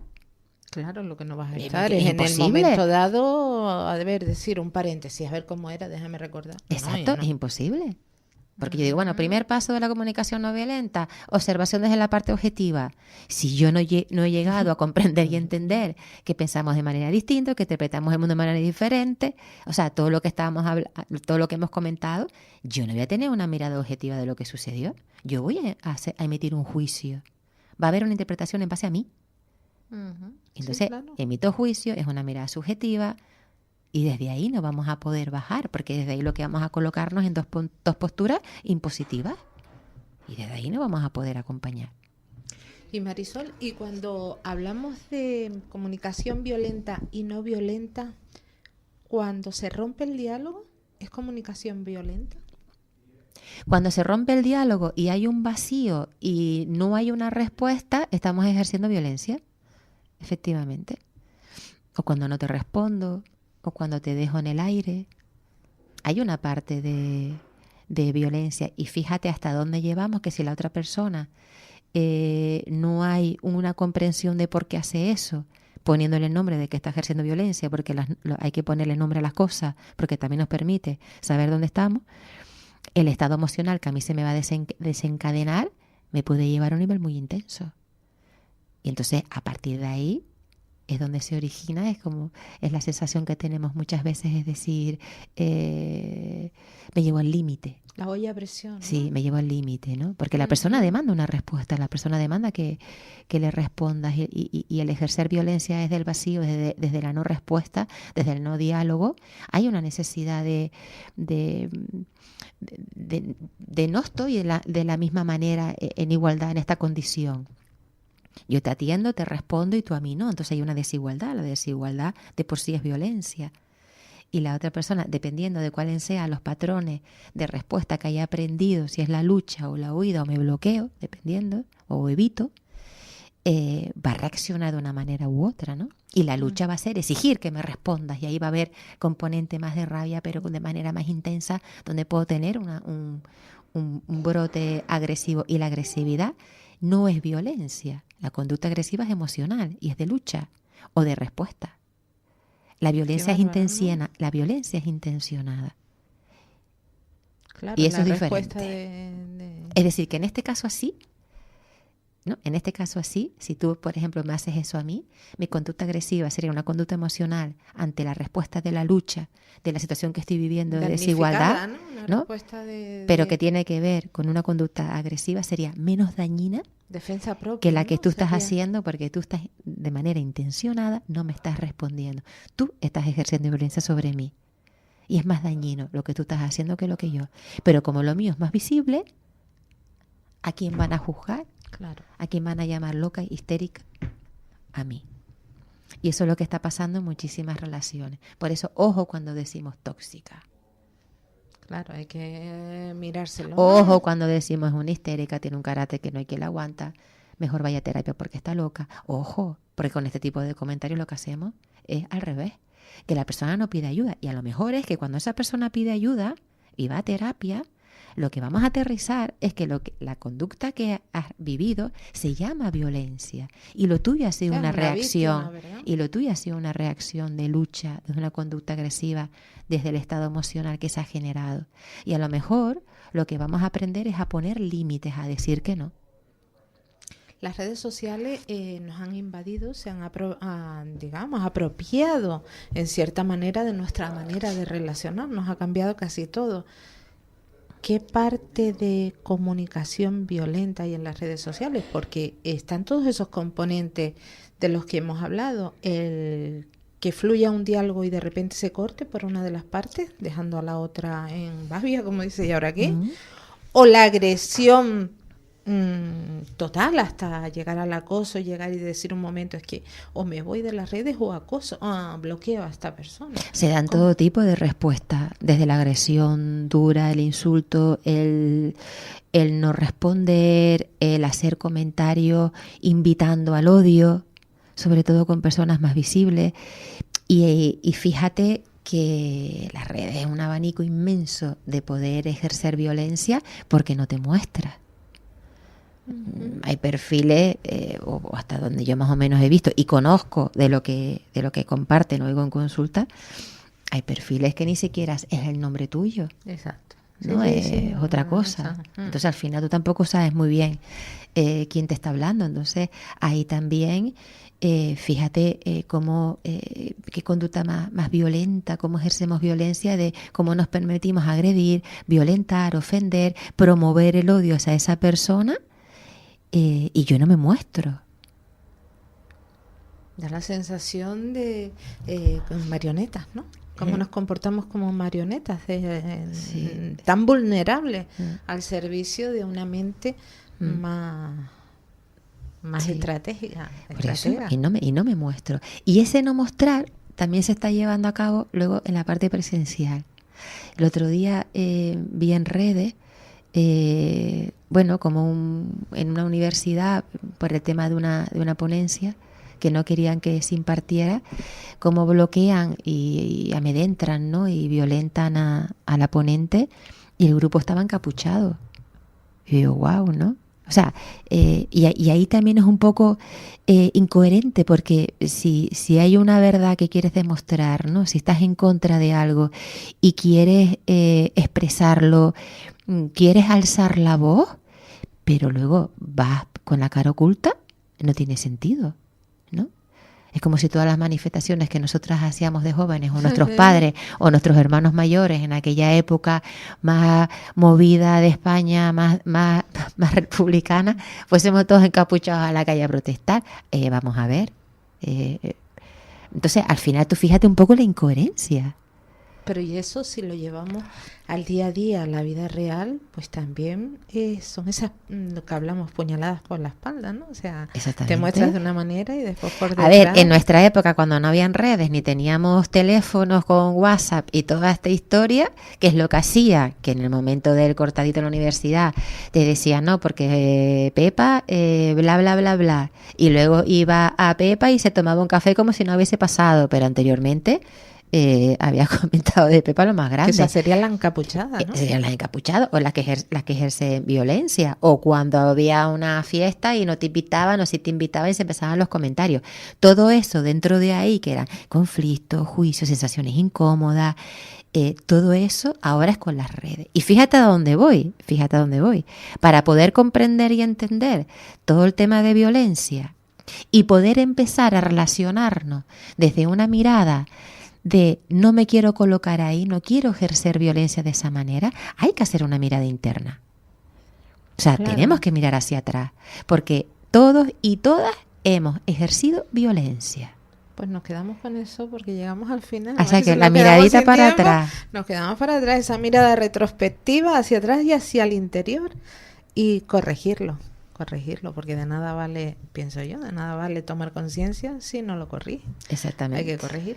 Marisol Bardón, psicóloga, muchísimas gracias por estar con nosotros. Gracias a ti, Tere, por invitarme. La mañana de la 10 con Tere Coello. Para personas inquietas, Capital Radio. Porque somos corredores de seguros, creemos firmemente que es mejor cuando va acompañado de nuestros servicios. Segurosa cuenta con profesionales que aportan transparencia y profesionalidad. Diseñamos nuestros productos de manera personalizada buscando la seguridad y satisfacción de nuestros clientes. Segurosa trabaja con las principales aseguradoras. Para más información nos puede llamar al 922 24 6408, por WhatsApp al 688 982 922 y en segurosa.com. Dicen que si viajas solo llegarás antes, pero si lo haces bien acompañado, llegarás más lejos. Abrazar nuestras raíces nos ha hecho llegar hasta aquí. Alcanzar nuevas metas será posible gracias a ti. Caja 7. 60 años guiados por grandes valores. ¿Estás pensando en acudir a abogados? ¿Necesitas respuestas? ¿Otra opinión? Si tienes un problema y piensas que tienes razón, en Bufete Inurria nos encargamos de pedirla. Bufete Inurria, artesanos del derecho. Visítanos en redes. Bufete Inurria. Las energías limpias ya son el presente. J. Cabrera, empresa pionera en Canarias y África en instalaciones fotovoltaicas, y la multinacional Kringo te ofrecen soluciones globales para el ahorro energético. Equipamos tu casa con paneles solares. Por solo un vatio, €1 y con 10 años de garantía. Llámanos al 922 65 11 53. J. Cabrera. Empieza tu casa por el tejado. La Casa de las Imágenes en Candelaria, en Obispo Pérez Cáceres 17, en la calle peatonal que va a la Basílica. Tenemos más de 3.000 santos, vírgenes, rosarios y un sinfín de artículos religiosos. La Casa de las Imágenes, donde encontrará el santo de su devoción. Encuéntranos en nuestra web y en las redes sociales. La Casa de las Imágenes en Candelaria. En tu comunidad de vecinos, la gestión administrativa y los servicios de mantenimiento necesitan estar en manos de profesionales colegiados. En Asesoría y Gestión AG damos servicio de administración de fincas, laboral, contable y fiscal. Nuestros clientes y 20 años de experiencia nos avalan. Consulta las bonificaciones durante los primeros meses. Llámanos al 922 32 60 21 o visítanos en www.asesoriagestionag.com. El pequeño comercio late con fuerza, alimentando la economía de las familias y creando lazos en nuestros barrios con cercanía, calidad y trato personalizado. Los bonos consumo, la formación, la promoción o digitalización animan al comercio local de las islas. Impulsemos entre todos al pequeño comercio de Canarias. Es un mensaje de las cámaras de comercio y el gobierno de Canarias. La 10 Radio. La 10.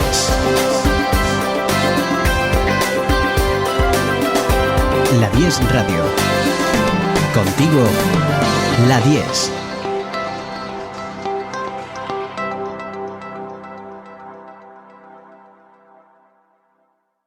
...922 21 88 97.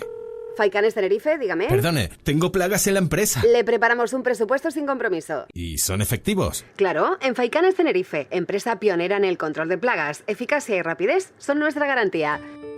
Faicanes Tenerife, plagados de soluciones. Electroaguere.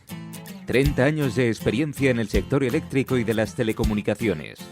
Les ofrecemos soluciones reales a sus necesidades. Instalaciones domésticas, industriales y comerciales. Le asesoramos en ahorro energético. Nuestro correo electrónico es electroaguere@hotmail.com. No dude en pedirnos presupuesto sin compromiso.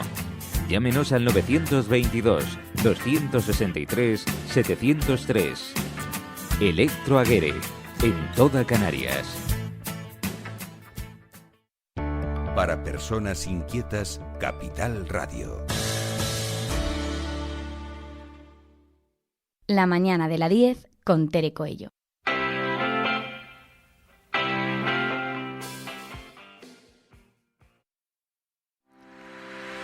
El turismo ya es uno de los sectores económicos más potentes del planeta.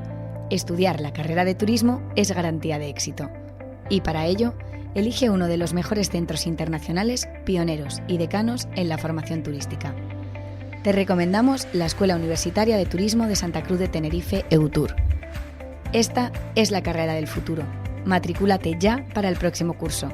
Escuela Universitaria de Turismo de Santa Cruz de Tenerife, eutur.es. Contigo, La 10. La 10 Radio. Tu radio ahora es La 10. Es La 10.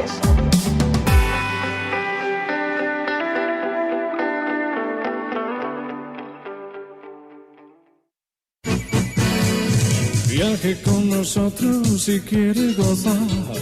Viaje con nosotros a mil lugar. Turiscom, la revista de viajes en la red, con análisis, entrevistas y reportajes. Turiscom.org te trae puntualmente las noticias del sector. Es un canal fiable de información única. Turiscom.org te mostrará los lugares más singulares de este planeta, con los mejores especialistas y profesionales del turismo que te llevarán por otras formas de viajar. Turiscom, la revista del turismo. Para personas inquietas, Capital Radio. La mañana de la 10 con Tere Coello. Continuamos en la señal de la 10 Capital Radio. Saben que nos pueden escuchar desde cualquier lugar de la isla a través de las diferentes frecuencias analógicas con las que contamos y también desde cualquier lugar del mundo a través de la página web www.la10.es. Bueno, y ahora saludamos a nuestro invitado que se encuentra al otro lado del teléfono, con quien vamos a hablar pues un poquito de todo, la actualidad. Él es Julio Torres, investigador y director de La Laguna Hora. Hola Julio, buenos días. Buenos días, Tere. Hay que hablar poco. ¿Hay que hablar poco? Sí, dime. Hombre, que si no nos cierran el chiringuito. Que no, que aquí no nos cierran nada de momento, vamos. Aunque sí, no, porque amenazan con hacerlo, ¿no? Bueno, pero esto no es un chiringuito. No, el chiringuito es el que tiene él montado. ¿A qué te refieres? ¿A esas señales ya, esos primeros avisos que dio en la mañana de hoy de que iba de alguna manera a legislar en torno a los medios de comunicación y todo esto?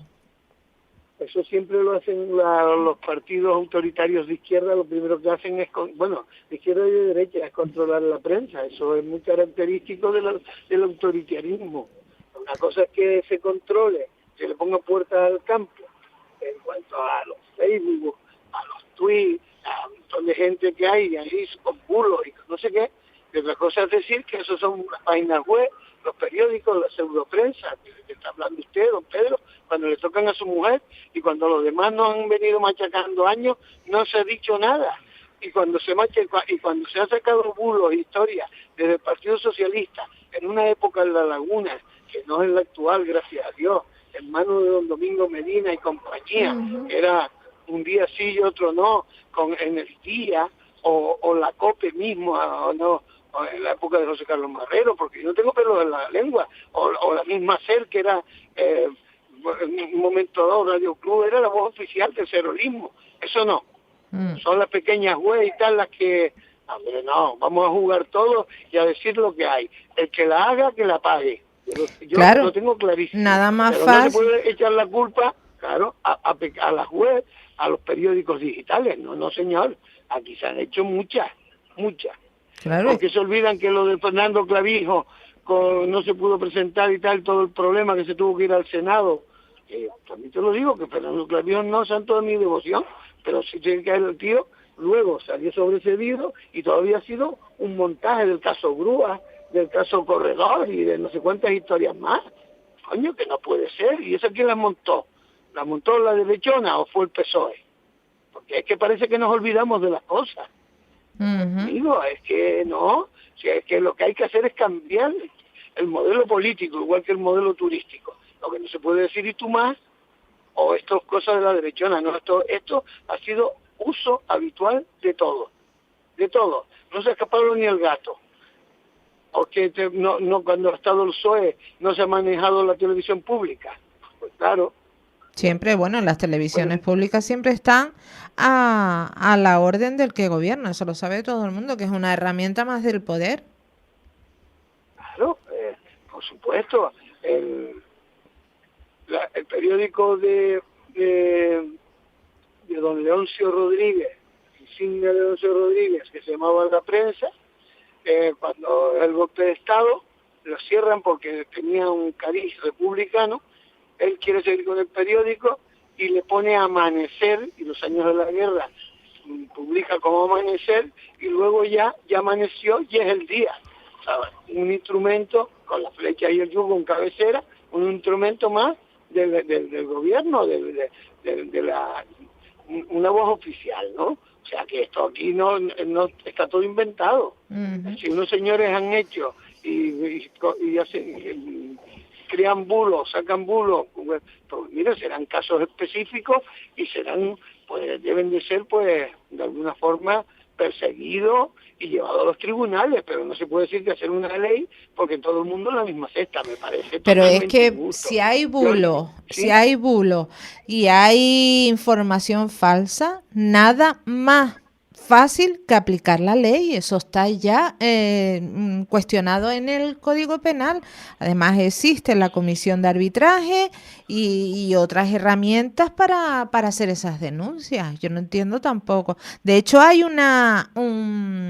ya se han pronunciado la Asociación de la Prensa de Madrid, escribiendo un durísimo artículo de opinión sobre todo esto, la intención de controlar los medios de comunicación.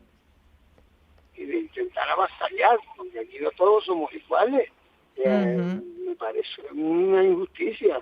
Si te amagas con irte para luego salir como reforzado para venir a atacar a la prensa y a la era digital, estamos locos. Pero Pedro, por favor, párate un poquito y razona. Es que no puede ser. Es que, vamos a ver, ¿es cierto o no es cierto que la señora Begoña firmó una carta de recomendación? Yo no lo sé, porque yo no la he visto, evidentemente. Yo no digo que sea cierto, pero sí es cierto que anoche le preguntó la periodista que le estaba entrevistando y cogió y hizo caso omiso y no contestó a la pregunta clara y concisa. Igual que ayer, después de tenernos 5 días pensando, reflexionando todos en la silla de pensar, mirando para la pared, salir en una comparecencia pública y no permitir preguntas, también eso es cuestionable. Eso es transparente. Eso no es transparente. Eso es lo que eso no es manipulación. Yo es que me parece que no, que estamos, lo voy a decir mal y pronto, pero sí me entiende todo el mundo, meando fuera de la vacinilla, en Canario, en Román Paladín, ¿no? No puede ser, hombre. Hombre, la verdad yo estoy atónito. Que el tema ese de los medios digitales, o sea, que la información que dan los medios digitales, el medio digital, si está embarrando, si está enlodando, pues se le cierra, pero se le lleva a los tribunales, se le presenta una querella, muy bien. Y de los medios digitales que hay, no serán todas, ni el 50% los que están haciendo eso. Y esas páginas web pues tienen nombre y apellido y se sabe quién está detrás. Claro. No venga usted a meter todo en un saco, no nos insulte a todos. Yo primero en el año 92 fundé El Lagunero, que era en papel, no teníamos otra opción. Luego en el año 96 pasamos a hacer La Laguna 30 días. Y ya en la era digital, en el 2007, para el principio de la era digital, creamos lalagunaahora.com. En casi 20 años jamás hemos tenido ni una querella, ni hemos tenido un problema, ni hemos tenido nada con nadie, porque somos serios, somos muy serios, damos información cultural, damos información de gabinete y damos información, y cuando algo nos llega a las manos de dudosa procedencia, directamente no lo publicamos, no lo contactamos. Pero usted no tiene por qué decirme que todos somos iguales. Es una falta de respeto muy grande a gente seria como nosotros, que trabajamos todos los días desde las 6 de la mañana para llevar una comunicación, para llevar una información que creemos que es de interés, y de hecho son más de 20.000 personas las que nos visitan todos los días. Y lo que no puedes venir con esa cantinela porque tu señora pues no ha hecho las cosas bien, o sí, o otros no han actuado bien con ella, o sí. Pero, amigo, no nos puede meter a todos en el mismo saco. Y es que eso... que tienen nombre y apellido. Claro. Esos medios tienen nombre y apellido, ¿por qué no los digo? Claro, que lo diga y no meta a todos en el saco. Y después, por otro lado, que tampoco piensen que son santos todos los que están en medios, digamos, analógicos, de los de siempre. Que no, hombre. Pues por eso, que de todo hay en todas partes. Claro. Bueno, pero que ha sido ciertos periódicos para ellos. Pues cada uno ha tenido un área de influencia. Sabemos todos, sin decir nombre, sabemos qué periódicos a nivel nacional tienen tendencias de derecha, qué periódicos a nivel nacional impresos tienen tendencias de izquierda. Y él sabe muy bien cómo se han manejado esos periódicos, mejor que ellos, que él y sus gabinetes de prensa no lo sabe nadie. Claro, ellos saben hablar de los temas digitales. Claro, ellos saben, pasa que a lo mejor los temas digitales, por estar fuera de esa propaganda institucional, de esa facturación institucional, pues a lo mejor son más libres, que de todo hay, porque hay basura. Yo he visto algunas digitales que ni siquiera son medios, sino hojas, o que bueno, que no están sujetos a ningún código deontológico ni sujetos a nada. Con el clickbait y anuncios titulares que no son reales, solamente buscando el clic y demás, eso lo sabemos todo. Pero que no se puede meter en el mismo saco a todo el mundo. Correcto. Y porquería, y gente que va por libre en las redes, en todas las redes sociales, que no son intoxicadores profesionales, pues también hay que ir a por ellos. Pero también hay que decir... Se la han presentado. Claro, pero también hay que decir una cosa. ¿Cuántas veces a ti te han negado una entrevista y después tú has visto que están en esos medios, que ni son medios ni son nada, que son intoxicadores profesionales, y ahí sí dan la entrevista? Porque a mí me ha pasado. De a mí ignorarme y después verlos en chiringuitos, que decir a esto sí, ¿por qué? Sí, yo entiendo que me parece que no fue justo lo que dijo y lo que hizo. Sí, evidentemente, que hablar de periódicos digitales, no sé cuánto, ¿qué pasa? Que la era digital se molesta, es más fácil ser la era analógica. Claro, es más incontrolable. Y controladitos, ¿no? Ahora no, ahora esto hay que ponerle puertas. Pues no, pues ahora lo que hay que hacer es que arreglar esto, sí, pero todo aquel que va por libre y insulta, y tú pones cualquier cosa y te pones debajo una barbaridad, pues esa persona que va por libre y están todas las páginas, tú entras en su perfil y te dice a cuántas páginas pertenece, cuántos grupos sigue, 1.200, 1.300. ¿Qué hace una persona en 1.300 grupos? Además de usarlos para cosas normalmente con malas praxis. Exacto. Hombre, que me pareció ilógico, absurdo totalmente lo que hizo, ¿no? lo Pero que dijo. eso ya está, yo no sé, pero yo pienso que eso ya venía caminando desde ese momento que se pone en marcha esas firma contra los medios, los pseudomedios que firman algunos periodistas de cabecera. ¿Sabes de lo que te hablo, no, Julio? Sí, claro. Ya venía caminando toda esta historia, o sea que ya estaba todo más que orquestado. Claro, yo ahora me hago con irme y salgo con esto. Ya, otra maniobra. Pues vamos, hombre, por Dios.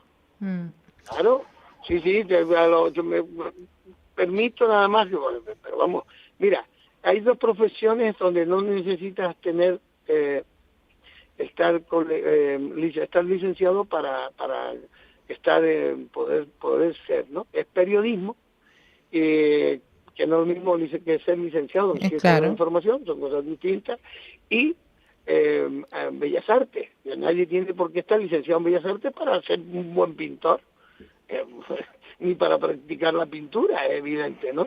Ahora, de eso a que me vengas con estas historias que me parece un disparate. O sea, que hoy vamos a hablar bien de la pasarela la pasarela de Anchieta. Sí, ayer me llegó un meme, se lo voy a contar a Julio, en el que decía, ¿te acuerdas de la película del Señor de los Anillos? Pues ha llegado la señora de los anillos. Y se veía las arandelas de la pasarela, que ayer fue la tercera entrega, ¿no? No, segunda. O la segunda. Yo ya, pues mira, quedan unas cuantas. No, y todavía quedan 10, son 12, 13, quedan 10 o 11. El tema es el siguiente, que ahora el mismo gabinete de prensa del Cabildo, cuando manda las notas, el gran anillo, como le suena mal el vacilón de la pasarela, claro, pues lo cambia ahora. Es una pasarela y una cosa que inservible, que no va a tener futuro ninguno y que nadie la va a usar, o muy poca gente, o momentos determinados. Nada, evidentemente esto es un tema heredado, se dice y ya está. Ni es del PSOE cuando gobernó los últimos 4 años, ni es de la señora Dávila. Es una cosa del equipo de Carlos Alonso. Se dice y ya está. Y si pues resulta mal, pues ahora es que por narices tiene que ser una gran obra. Pues no, para mí es innecesaria. Se podría haber buscado otra fórmula. Además que lo que necesita, lo he dicho, y no me voy a cansar nunca de decirlo, lo que necesita la autopista es ser tunelada desde Guajara hasta pasar a Huamaca.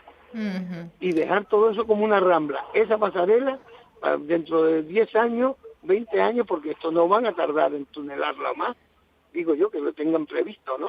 Que las grandes obras que se tienen que hacer en Canarias, esa es una, la más importante en carretera. Pues que de alguna manera no se siga tirando el dinero, porque es una forma de tirar el dinero, miserablemente además. La verdad es que sí, que para una foto y poco más, no sé, a lo mejor nos equivocamos, Julio, y después eso se convierte en una romería de todo el mundo a dar vueltas a la pasarela o al anillo, al gran anillo. Sí. ¿Sabes? A lo mejor encontramos y pagan hasta entrada. Si los perros dan varias vueltas para echarse, ¿no? Sí, pues siempre se echan de la última. Sí. Que harán la pasarela del perrito para que des vueltita hasta que te eche la última. Nada, no, eso... Mira, además, si tú sacas posibilidades de edificaciones en la zona de la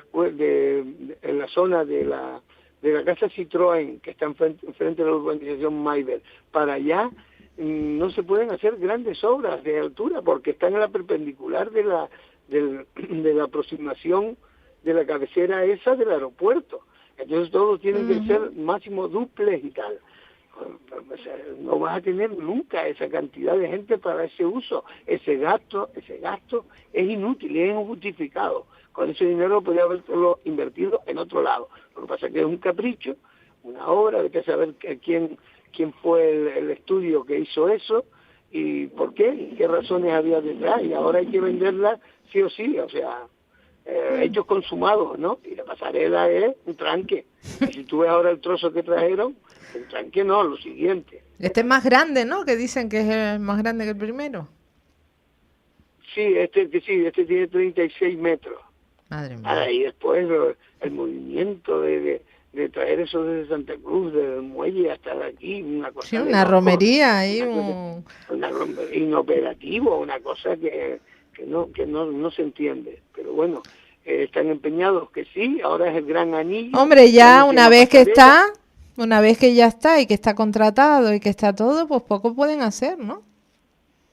Por lo menos es pasar de puntillas de pie y no está todo. Claro, está con tanta... La saga de los anillos va a ser esta. Sí, hombre, pero cada tal llega el anillo, subió el anillo, se coloca tal día. Pues y la foto. Y la foto, y ahora con todo. El propio rector de la universidad también hablando sobre el anillo, me parece una cosa... El padre Ancheta donde lo han puesto, ¿no? Y el pobre padre Ancheta que está para reformar y nadie se había dado cuenta, por lo visto.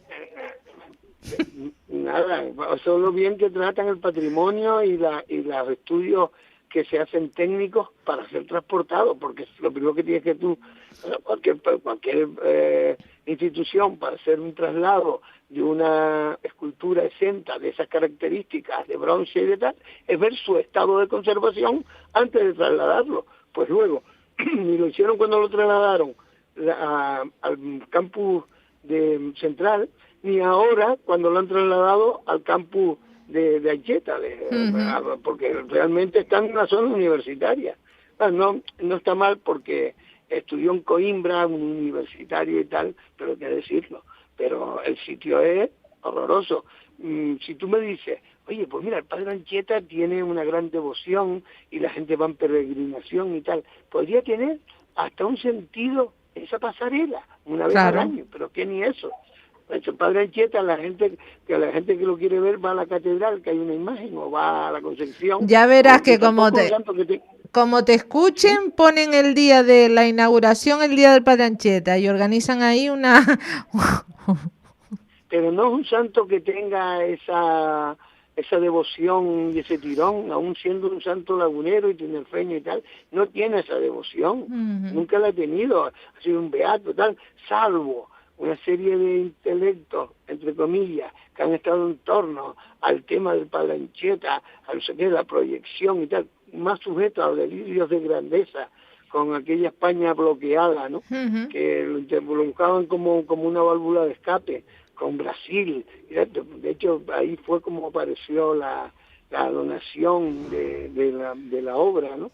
Y se instala ahí, pero que no ha tenido nunca en los hermanos caballeros del padre Ancheta, pues nada, una pequeña hermandad que más bien de nostálgicos, porque no es otra cosa. Exacto. No tiene ese arraigo, no lo tiene, no es la esclavitud del Cristo o la hermandad de la sangre, ni muchísimo menos.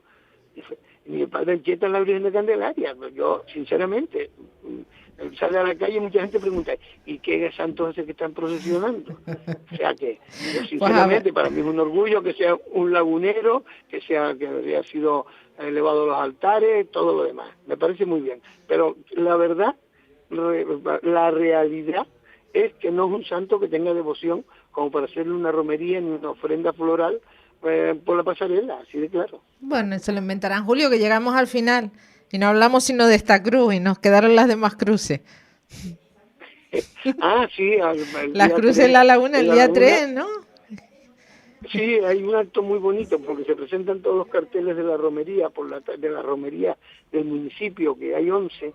El de San Benito se presentó y entonces de la Plaza del Adelantado a la Catedral vendrán danzas, grupos folclóricos, cada romería vendrá representada con una danza y un grupo folclórico de la zona. Y al llegar a la catedral, unas proyecciones, eso será a partir de las 7 de la tarde, quedan todos invitados. El año pasado se celebró por primera vez y fue todo un éxito. Saben que en la laguna todo lo que se hace pues siempre tiene... En las calles lo permiten, ser unas zonas peatonales, y se están haciendo cosas de nivel. Y bueno, pues mira, ahí tienes una cosa preciosa que no se va a poder hacer por la pasarela. Bueno, pues se hace por la calle Santa Cruz.